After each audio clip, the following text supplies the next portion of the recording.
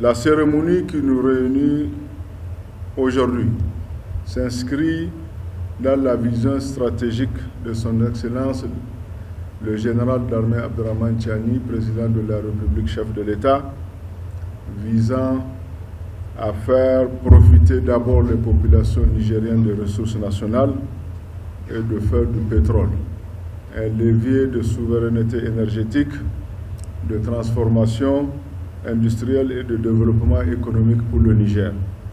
La convention soumise à signature entre la République du Niger et le groupe Zimar porte sur la conception, le financement, la construction, l'exploitation et le transfert d'une raffinerie conventionnelle d'une capacité de 100 000 barils jour, ainsi que d'un complexe pétrochimique à Dosso.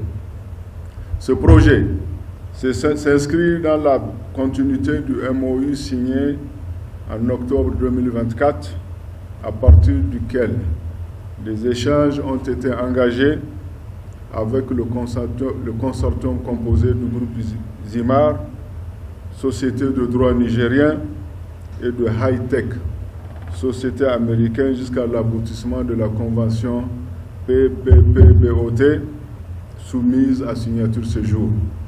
Le montage retenu est celui d'un partenariat public-privé de type BOT, Build, Operate and Transfer. À ce titre, le partenaire assure le financement, la construction et l'exploitation de l'ouvrage pendant la durée convenue, avec son transfert à l'État dans les conditions prévues par la Convention. Le coût estimatif du projet est évalué à 1,9 milliard de dollars américains. La Convention entre en vigueur à compter de sa signature. Sa durée totale est fixée à 16 ans, comprenant 3 ans de construction et 13 ans d'exploitation. Afin d'assurer la bonne exécution du projet et de préserver les intérêts de l'État, des délais ont été retenus. Le partenaire dispose d'un délai de 4 mois pour la mobilisation de financement et la production de l'ingénierie détaillée. Le bouclage financier devra intervenir dans un délai de 12 mois.